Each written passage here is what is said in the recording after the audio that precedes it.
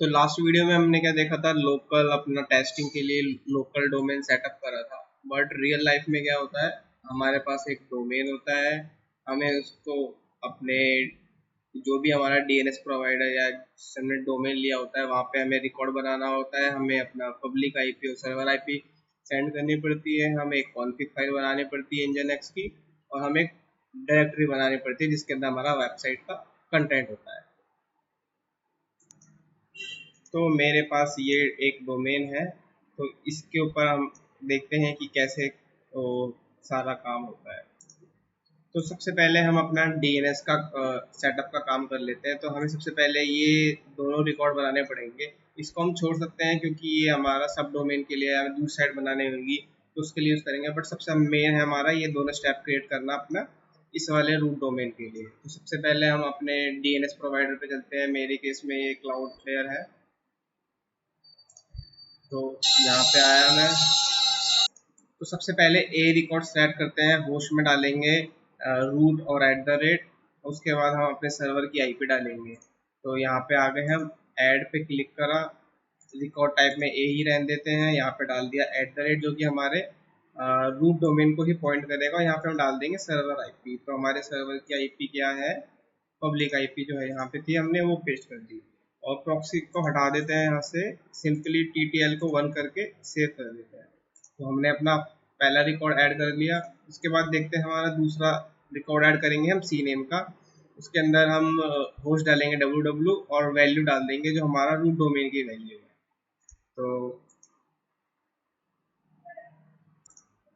तो हम अपने डीएनएस प्रोवाइडर पे आके यहाँ पे डीएनएस रिकॉर्ड में आके ऐड रिकॉर्ड पे क्लिक करके टाइप डालते हैं सी नेम। उसके बाद यहाँ पे डालते हैं www। उसके बाद अपने जो जो अपनी टारगेट वैल्यू होगी यहाँ पे हम डाल देंगे अपना ये वेबसाइट जो रूट डोमेन है उसका पार्ट डाल देंगे। प्रॉक्सी हटा के TTL कर देंगे 1 मिनट। उसके बाद हम सिंपली सेव कर देंगे। तो हमारा पूरा मतलब दो सेटअप कंप्लीट, दो रिकॉर्ड ऐड करके हमारी साइट वर्किंग होगी। जो हमारा ये डोमेन है वो हमें इस वैल्यू इस आईपी पे पॉइंट करना चाहिए। तो उसको चेक करने के लिए क्या करेंगे, हम डीएनएस चेकर वेबसाइट पे आएंगे। यहाँ पे हम ऐड अपनी साइट का नाम डाल के चेक करते हैं कि ए रिकॉर्ड में हमारा जो आईपी है वो प्रोपेगेट हुई है कि नहीं हुई है। यहाँ पे देख सकते हो कि अपने जो हमारा पब्लिक आईपी थी उससे प्रोपेगेट हो चुकी है। और उसके बाद अगर हम सी नेम देखना चाहते हैं www का, तो वो भी देखेंगे, तो वो भी हमारा रूट डोमेन को पॉइंट कर रहा है। बट अभी अगर हम अपने ब्राउज़र में, तो ये क्या हमारा डिफ़ॉल्ट वाले को ही पॉइंट कर रही है। तो हमें अब इसको फिक्स करना है। तो अपने सर्वर पे आते हैं और हमारा नेक्स्ट स्टेप क्या होगा कि हमें एक कॉन्फ़िग फाइल बनानी पड़ेगी जो कि हमारे रूट डायरेक्टर इसको पॉइंट करेगी। तो अपने सबसे पहले nginx में आ जाते हैं हम। अब इस साइट अवेलेबल इंडेक्स वाले फोल्डर में आके अपने साइट का नाम ऐड करके यहाँ पे कॉन्फ़िग फाइल बनाएंगे। तो अपना सर्वर ब्लॉक बनाने के सबसे पहले स्टेप क्या होता है, अपना सर्वर ब्लॉक क्रिएट करना। उसके बाद लिसन वाला ऐड करना, लिसन पोर्ट 80। उसके बाद हमारा जाएगा सर्वर नेम। सर्वर नेम के अंदर हम एक ये डाल देते हैं अपना जो हमारा मेन है, और एक www वाला भी डाल देते हैं इसके अंदर।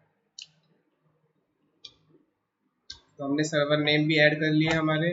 उसके बाद हम डालेंगे रूट के अंदर वेबसाइट का पाथ डालेंगे जहाँ पे हमारी वेबसाइट के कंटेंट रहेंगे। तो ये हो गया हमारा जहाँ पे हमारे कंटेंट रहेंगे। और इंडेक्स फाइल क्या होगी, हमारी index.html की।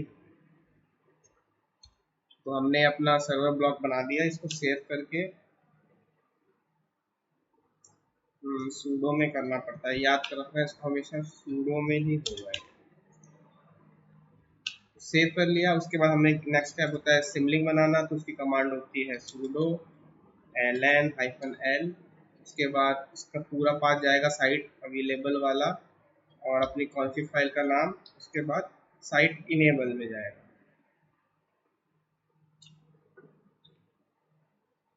तो हमने अपना सिमलिंग भी बना लिया। उसके बाद सिंपली हम क्या करते हैं, चेक करते हैं कि इंजन एक्स की फाइल जो हमने बनाई है सही है या क्या नहीं है। तो इंजन एक्स -t, तो हमारा ये भी सही है। उसके बाद सिंपली सर्वर को हम रीलोड कर देंगे इंजन एक्स वाली सर्विस को,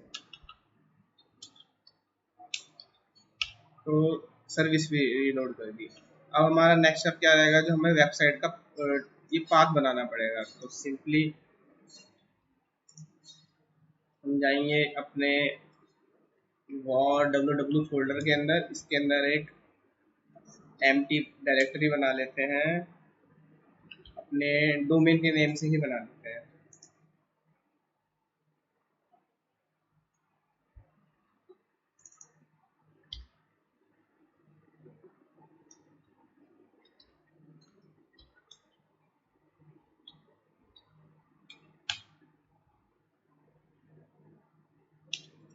हमने एक डायरेक्टरी भी बना ली अपने।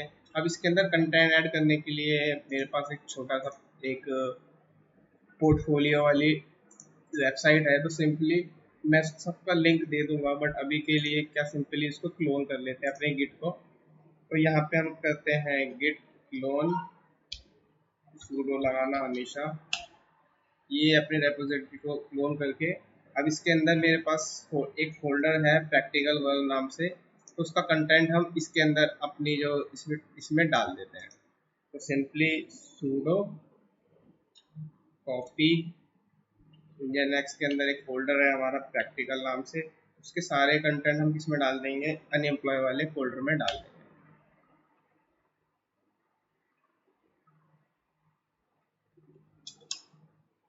तो अगर हम अपने मेन डायरेक्टरी में जाते हैं तो हम देखेंगे यहाँ पे हमारा सारा सब कुछ है, रेडी है, और एक index.html भी ऑलरेडी प्रेजेंट है। तो सिंपली हमें एक बार दोबारा अपने इंजन एक्स को रीलोड कर लेते हैं। अब सिम अब अपने डोमेन पे जाते हैं, एक बार www वाला सर्च करके देखते हैं, ब्राउज़र में आके एंटर करा,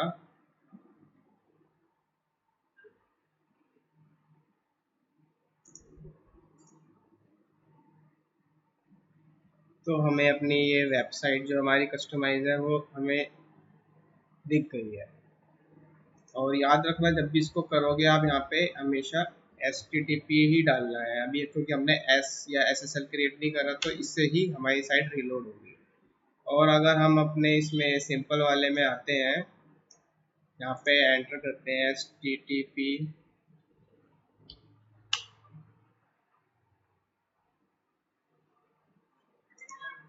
तो ये अभी हमारा एक डिफ़ॉल्ट पेज ही शो कर रहा है, शायद हमारे कॉन्फ़िग वाली फाइल में ही एरर है। एक बार साइट अवेलेबल फोल्डर में आके अपने डोमेन वाली फाइल को, तो एरर शायद ये है कि इसके अंदर हमें अगर दो डोमेन सर्वर नेम डाल रहे तो हमें यहाँ पे कॉमा ऐड नहीं करना। तो एक बार दोबारा sudo इंजन एक्स -p करके अपने इंजन एक्स को की सर्विस को रीलोड कर देते हैं। एक बार दोबारा रिफ्रेश करते हैं, तब हमारा www वाला भी वर्क कर रहा है और हमारा सिंपल वाला भी वर्क कर रहा है। अब थोड़ा और इसको एडिट करें, अगर हम अपनी मेन वाली फाइल को, तो इसमें क्या ऐड कर सकते हैं हम, सबसे पहले एरर लॉग वाला, कि हमें अपने चॉइस के ही एरर लॉग चाहिए, कि हमें उस वाले फोल्डर के अंदर खाली हमारी ही वेबसाइट के लॉग हो। तो इससे क्या होगा, हमारा लॉग फाइंडिंग या एरर फाइंडिंग इजी हो जाएगी। तो अपना डिफ़ॉल्ट वाले पाथ पे आके हम इसका नाम रख देते हैं, कि इस फाइल से ही बनेगी error.log। सेम ऐसे ही हम अपना एक्सेस लॉग के लिए भी कर देते हैं, और लॉग इंजन एक्स यहाँ पे डाल देते हैं एक्सेस log.log। तो अब इससे होगा क्या, कि हम इस वाले फोल्डर के अंदर हमारे ही वेबसाइट के मतलब अलग लॉग्स बनेंगे, तो कि इजी फाइंडिंग हो जाएगा। तो सिंपली इसको सेव करो, अपना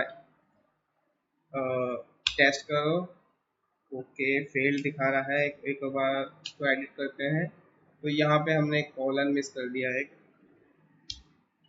सिंपली सेव करो, चेक करो और अपना सर्वर को रीलोड करो।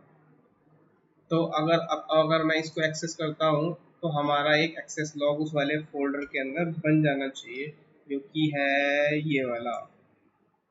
तो अगर मैं इसको टेल करता हूँ, मतलब इसको देखता हूँ इसमें कंटेंट आया है कि नहीं आया, तो ये देखो हमारे वेबसाइट के सारे, ये मेरी आईपी है, मैंने इसे ऐड करा है। और अगर हम देखते हैं कि इसके अंदर कोई एरर है क्या नहीं है, तो एरर लॉग को देखते हैं एक बार।